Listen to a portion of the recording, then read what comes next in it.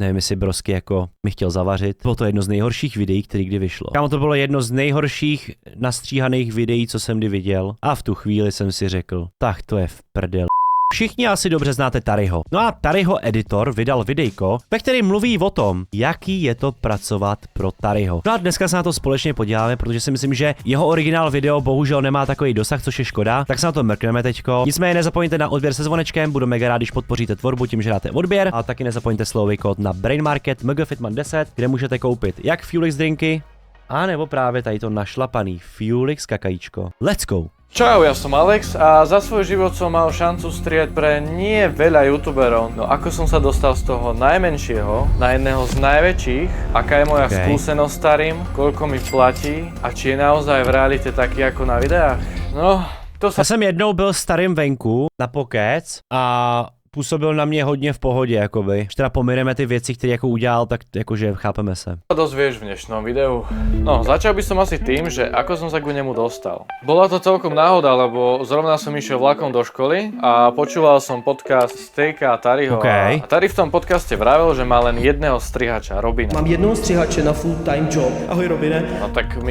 Tak já taky ale, kámo, jakoby, máme jenom jedno. Čau Matyáš, až to bude stříhat čus. Mi docvaklo, že proste jeden strihač tomu isto nestačí, tak som mu zo strany napísal mail, že ja som hento tento, že proste viem strihať, že mám 6 ročný. Já jsem napsal zprávu, čau, jsem se zaspítat, zároveň ti navrhnu ponuku strihača, jsem strihač filmové školy v Košicách a mám 5 ročné zkušenosti z Adobe Premiere Pro. Posílám ti link na minutové video, v ktorom ti ukážem, ako zhruba viem strihať. Budem rád za každou spoluprácu s tebou, určitě bychom se nějak dohodli aj na férovej ceně. Pozdravím Alex. Co dobrá zpráva. Skúsenosť so strihaním a bla bla bla. A poslal som mu showreel. Kto neviete, čo je showreel, tak to je krátke minútové video, kde som mu ukázal, že ako viem strihať. A o nejaký týždeň na to mi napísal, že super, že sa... Čau Alexi, díky moc za zájem, za ukázky tvojí práce, jsem rád, že se tolik lidí chce podívat na mojí tvorbě, abych vybral toho nejlepšího střihače, který se nejvíc trefí do mýho stylu. Mám pro tebe testovací úkol, posílám odkazy na potřebné materiály, budu rád, když se stříháš video co nejblíž tomu, jak vypadá můj aktuální edit. Chci, aby to bylo podobné, ale zároveň přineslo nějaké zlepšení a nové nápady, styl, který se mi líbí, je John Mariánek, pokec, youtuber pro děti. Pokec, youtuber pro děti. Hledám zkušenost střihače na full time, 8 hodin denně, který zvládne nejen velká videa na hlavní kanál, ale taky se postará YouTube Shorts, včetně editace zajímavého pojmenování, zprávy jejich vydání. OK. A hlásí, že hlási sa teraz veľa ľudí, ale že je tam nejaká šanca, že pošlem ti videjko, ty mi ho zostrihaš a keď bude dobré a najlepšie zo... To je dobrá cesta, jak vybrat jako editora, no, to je docela v pohodě. Ne jako tenkrát, když jsme dali jednomu týpkovi nastříhat video a on vlastně ty nejlepší scény z toho dal pryč. Nevím, jestli Brosky jako mi chtěl zavařit. A bylo to jedno z nejhorších videí, který kdy vyšlo. Tury od té doby ani nechodí na streamy, jakoby, od té doby, co udělal to s tím videem. Kámo, to bylo jedno z nejhorších nastříhaných videí, co jsem kdy viděl. To video nedávalo absolutně žádný smysl. A nejlepší pasáže z toho videa v tom videu nebyly. A já jsem si říkal, Matyáš, co jsi to vole nastříhal za video? A on mi napsal, to jsem nestříhal já, ale Tury. A v tu chvíli jsem si řekl, tak to je v prdel. To bylo strašný, bro. Je to furt na YouTube MG Fitman Gaming, je to hororovka, kde Káťa hrála hororovku. A zrovna je to jako naštvalo, protože to bylo video s Káťou a ta hororovka byla skvělá a bylo tam spoustu skvělých momentů. A on ty skvělý momenty do toho videa nedal. A nejlepší na tom celém bylo to, že ten týpek nás prosil o to, aby mu dal Matyáš šanci to video nastříhat. Že prostě prosil. A Matyáš zrovna nebyl, v jakém bylo rozpoložení, prostě mu dal video zrovna, který mělo obrovský potenciál. Tak mu dal nastříhat tu hororovku a bro potom řekl, že se omlouvá, že na to neměl moc času. Takže bro to prostě nastříhal na punk, aniž by prostě prošel, co tam je, prostě to jako nastříhal. Jen tak, to bylo random, kámo. Ta hororovka neměla absolutně žádný příběh. Byly z toho vystříhaný všechny hezký momenty, nebo minimálně jako pár jich tam zůstalo, ale nemělo to žádný děj, žádný příběh, byly to prostě random střihy. Jak kdybys to video vzal a řekl si, tady to střihnu, tohle tam nechám, tohle vystřihnu, tohle jsem neviděl, ale je to moc dlouhý, jak to střihnu taky. Ta hororovka, to video ztratilo kompletně celý příběh. Úplně, kámo, schválně si to video, až dokoukáte tohle video, běžte na MG Fitman Gaming a puste si to video. Matyáš vám tady někde hodí náhledovku do tohohle videa, jak to video vypadá. Běžte si to zkouknout a úplně absolutně nepochopíte, o co v té hororovce jde, jakože vůbec. A bro furt jakoby prosil a furt tady to a pak najednou prostě řekl, že na to neměl bohužel čas, no, že prostě sorry, já jsem tomu nedal tolik effortu. Všetkých tak ťa berem. Tak som ho teda zostrial. K tomu som mal urobiť ešte 3 shorty a miniatúru. Tu som tiež potom urobil. Všetko som mu to poslal na mail. Čakal som a o nejaký ďalší týždeň mi napísal, že počuj, že zatiaľ to tvoje je najlepšie z tých všetkých. Dobre. Ja som normálne že to fakt? Tak to bol pre mňa fakt. Koukám na ty videjka až teď na všechny, nejen od tebe, i od dalších, zatím to máš nejlepší, takže skvěle, uvidíme co dalej. Ještě mi prosím dej nějaký čas, já teď rozjíždím více věcí, není tolik času. Brutál, akože to si fakt cením, že ma vybral, lebo bolo mi povedané, že tam bolo nejakých 40 strihačov a ja vtedy ešte 16-ročný proste som ich porazil kvázi, hej? Takže pre mňa to bolo proste Jako otázka, jestli jich tam bylo fakt 40 a jak kvalitní byli, že jo. Samozřejmě tím jako neznehodnocuju kvalitu tohohle týpka. Vyhrál to, byl dobrý, ukázal, co umí a jestli doteď mu stříhá videjka, tak ty videjka jsou dobře nastříhaný, mě to jako líbí, takže pohoda, ale jako chápeme se, ne? brutál. Tady mi dal potom následne podmienky a potom keď sme tieto veci doriešili, tak som mu išiel strihať druhé skúšobné video a je to video Židím Brabu s úzkýma uličkama v centru Prahy. S tým videom som mal najväčší problém, aký sa mi kedy stal a k tomu sa dostaneme za chvíľu. Čiže urobil som mu teda aj to druhé skúšobné video, čo sa mu páčilo, čiže ma prijal, hej. Proste pre mňa to bolo super, že proste Tari ma prijal, hej. JW brosky, let's go. Dal mi prístup Musím veľkou radost, no.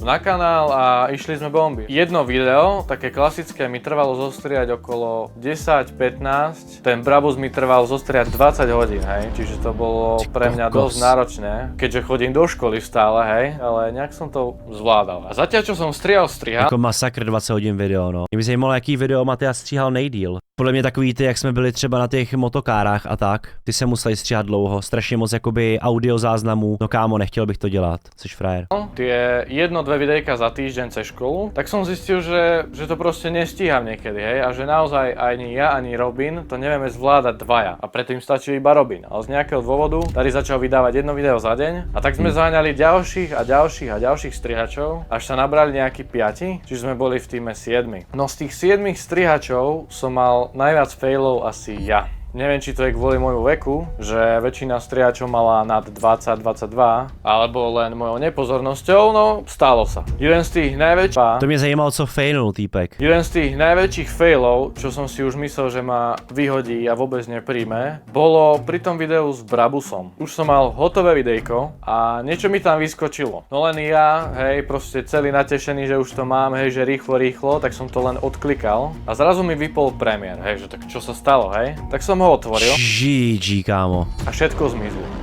Kámo, jo, no. Taky se mi to jednou stalo. A to bylo tím, že jsem měl pirátskou verzi Vegas Pro, no. Tak to crashovalo a prostě jsem měl hotový video a mi to crashlo, musel jsem od začátku, ty vole. No nic, bráško, no, stalo se, no, tak jako.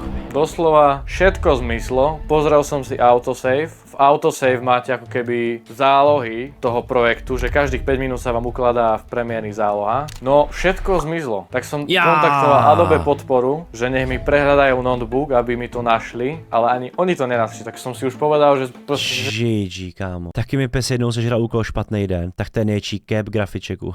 Som v ťahu. Tak som písal Tarimu, on mi normálne ani neveril, ale dal mi druhú šancu, že ho mám zostriať proste ešte raz, no tak som ho zostrial ešte raz. Bolo to ťažké, lebo strihať takým istým štýlom proste to isté video, to je strašná nuda. To je, kámo, jo, no. Já to znám, já jsem taky jednou takhle přestříhával video a je to extrémní pain, jakoby. Ale proste nejak som to zostrihal, poslal som mu to, našťastie sa mu to páčilo a prijal ma, hej, ale bolo to brutál. Väčšinou sa stávali také, že nejaký strihač... Ale aspoň když to stříháš po druhý, tak už víš jako co kde je, tak trošku jakoby ta efektivita je trošku jako jiná, no. Proste nezabúroval EŠPZ-ku na dobe alebo na aute, hej, to sme mali povinne. Ale mne sa ešte stalo, že pri oprave videa som omylom v Huge efekt natiahol na 1 minútu videa. Čiže vo videu Ariánka objavila náš tajný aquapark, tak v prvých minútach toho videa sú vlastne rôzne Huge efekty v tom videu. Normálne, že... Dávam sa... To jsou by vtipný. Majú ukážku. Máme tu ručníky, županíče. Už je to tady. No a to bol... OK, tak jako není to úplně špatný, jakože člověk si to jako možná ani nevšimne. Tiež celkom prúser, no z nejakého dôvodu ma stále Tari nechal a ďalej sme pracovali. No a teraz by som sa dostal asi ku tomu, čo vás najviac zaujíma. A to je, koľko mi Tari platí. No a se zvědavě, jestli to řekne, kámo, nebo to je jebej. V začiatku to bolo na hodinovku, že sme mali nejakú určitú sumu. Nemôžem vám asi povedať presnú sumu, no bolo to pre mňa oveľa lepšie, ako keby, že som dade v Tesku a brigádujem, hej. Bolo to aj dvojnásobok, proste akože dobre platil, hej. Takže to jako neřekne, jo? Tak děkujem, no. Lenže asi nejak v polovici druhého roka to zrazu zmenil. My sme si zapisovali hodiny pekne do tabuľky. OK. A na konci To počkej, jak mu posílali hodinovku, kolik pracovali, OK. mesiaca to kontroloval, že či to je akože reálne, že napríklad to video trvalo napríklad 16 hodín, hej, a tak. Napríklad pri jednej kontrole zo 7 strihačov sme len ja a jeden ešte strihač mali vlastne povolenú tú sumu. Ostatní mali strhnuté hodiny kvôli tomu, že mali nejak príliš veľa tých hodín alebo niečo. Tak Jako jestli připisovali, jako věřím tomu, no, že takový lidi jsou, kteří si prostě jako připisovali víc hodin, kteří pracovali, ale vlastně nepracovali. v polovici roka nový systém a to bol ten, že dával cenu za video, hej? Že bola zase tabuľka, každé video bolo priradené ku náročnosti. Čiže napríklad taká náročnosť mala takú cenu, takú, lenže sme zarábali menej. A to bol jeden z dôvodov, kvôli čomu som odišiel ja. Ale ešte Bro skončil? než sa dostaneme k tomu, prečo som odišiel ja, by som chcel odpovedať na vašu otázku, že či som sa starým vôbec stretol niekedy. No áno, stretol. Stretol som sa s ním dvakrát. Prvýkrát to bolo asi tak po 4 mesiacoch, čo som pre neho strihal. A to bolo u neho doma na návšteve. To bolo zase pre mňa proste brutál, že som u Tariho doma, že ty koko, že fakt, že wow. Akože bolo to fakt zážitok a ďakujem mu za pozvanie, hej, díky Tari. A druhýkrát, čo som sa s ním stretol, tak bolo na takom skupinovom výlete so všetkými strihačmi, hej, starým všetko na kempe Stvožidla sa to volalo. A to bol za mňa úplne super výlet, hej. Pokecali sme, oddychli sme si, hej. A ku tomu Tarimu, tak on není v realite taký ako na videách, hej, ako to väčšinou býva. On je úplne, že v pohode. Úplne som s ním v pohode. Čiláš, kámo, na pohodičku. Napríklad ja sa teraz zaujímam o akcie, tak som sa ho spýtal na akcie, lebo aj on rieši akcie, tak hej, v pohode sme všetko pokecali, prebrali. V tomto je on akože super, vie sa s ním pokecať. A bola celkom sranda aj vidieť tie deti, keď videli Tariho. Napríklad jedli sme, obedovali sme a zrazu prišiel tábor detí. Prišiel normálne okolo nás, proste skúmali deti, že či to je naozaj Tari, hej, že je to Tari, není. A takto medzi sebou proste komunikovali, lebo Tari si dal taký klobúk, hej, okuliare, aby ho deti nepoznali. A to bolo nenápadnej, no, kámo, to moc nezabere, akože. Úplne jedno, že či deti, či starí, či mladí. A nejaký detko išiel okolo nás, že vy ste tam starým a takto, že proste zaujímavé to bolo. No. Za mňa super zážitok a to bolo asi posledné stretnutie s starým, čo som mal. A budem rád, keď bude ďalšie, hej, uvidíme, ale hej. No a prečo som od neho odišiel? No? Ono už dlhšiu dobu, keď som strihal Tariho videá. Ja som pre neho strihal necelý rok. Už som došiel k takej fázi, kde som sa už nevedel nikam posúvať. Už naozaj to video sa štýlovo opakovalo stále dokola. Jednoducho. A tak to jakoby už je asi na tobě, ne? Aby se jako vyhledal lepší styl toho videa, jak ho stříhat jako líp, nebo že jako musíš ty jakoby, jak to říct, prostě no, najít si jiný styl trošku. Myslím si, že i Matias trošku jako mění styly toho, jak ty videa stříhá. Som potreboval niečo, čo ma bude viacej baviť. Úplně tady nechtěl, a jako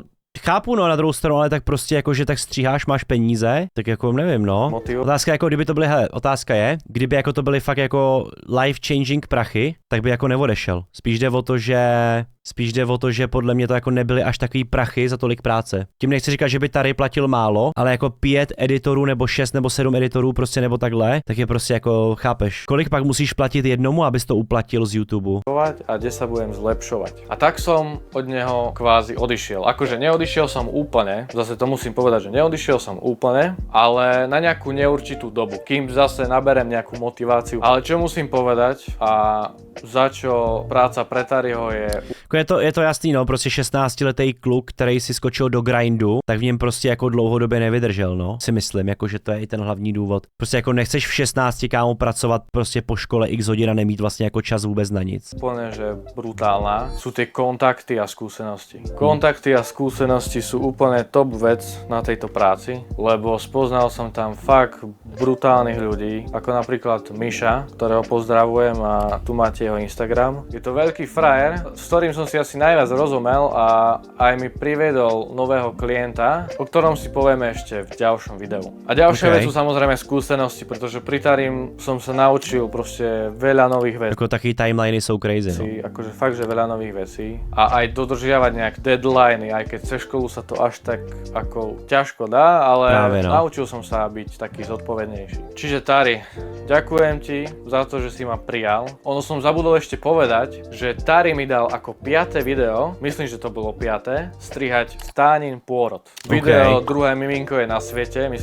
1,4 milionu views. Nevím, jestli bych chtěl být natáčený u toho, nebo vůbec mít jako video mojí ženy, jak rodí a jak vypadá po porodu a tady to. Ale chápu, že jako vzpomínka dobrý, content dobrý, videjko cinkačka, že jo, prostě jako proč ne, no. Tak sa to volá. Tak som strihal ja. Jestli to Pro mě to je moc, jestli pro něj to moc není, tak to je jako jeho věc, pro mě by to bylo moc. Já bych to prostě z toho nedělal content, kámo. Prostě nedělal. strašne vážim, že tady mi dal ako 5. video, že mi proste veril, že mi dal ako 5. video strihať pôrod. Samozrejme som sa snažil to zostrihať čo najlepšie, Hlavně to nechceš stříhat, víš co? Nechceš stříhat 15-20 hodin prostě ženskou, která rodí. Pro nechceš na to koukat furt dokola, to tě tak odradí podle mě mít děti potom, že vole, kámo, bráško, pak vidíš všecko, co se děje kolem toho, ty vole, teď kolik záběrů tam vlastně třeba není v tom videu, který nebyly vhodný pro to video, chápeme se, borci. Jako z toho se muselo vystříhat spoustu materiálu, který on musel vidět a vystříhat to z toho.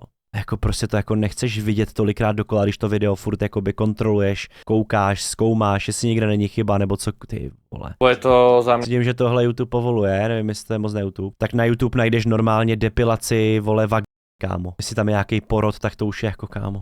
dosť dôležité video, hej, ich proste spomienka. Má to aj nejakých 1,5 milióna zliadnutí, za čo som tiež rád. Aj ma teší, keď proste ostatní youtuberi, ako Big S, Tej, Mori, proste reagovali na tie moje videá, čo som ja zostrihal, hej. Čiže to bola ďalšia vec, čo ma na tom tešila. A tak to asi jako stejně nevěděli, kdo to stříhal, že? A podle mě asi jako málo kdo z nich jako hodnotil střih. Jako já chápu, že ho to jako těší, že jako někdo reagoval na ty videjka, ale oni reagovali primárně na ten obsah a na to, kdo tam je a co se tam děje. A určitě jako neříkali, jo kámo, tak tady byl fire střih, bráško, tady prostě ten přechod, kámo, ten byl smooth, vole, jak máslíčko na pánvič, který si děláš vajíčka ráno se sladinkou. Víš, jakože spíš jako koukali na ten obsah, ale jasně, ten vizuál dělá něco, ale jako pochybuju, že lidi koukají na videa a říkají si, jo, tak tady jako Matias Zandal banger edit, to spíš já, kámo, jakoby to takhle vnímám, že já to jako tak vidím. Možná třeba někdo, ale pochybuju, že lidi co na to reagujou. Jako taky koukám třeba na videjka od Fiziho nebo od kohokoliv jiného a neříkám si, kámo, tady byl brutální střih, chápeš? Vidí to asi jako spíš někdo, no, a spíš nikdo. Práci.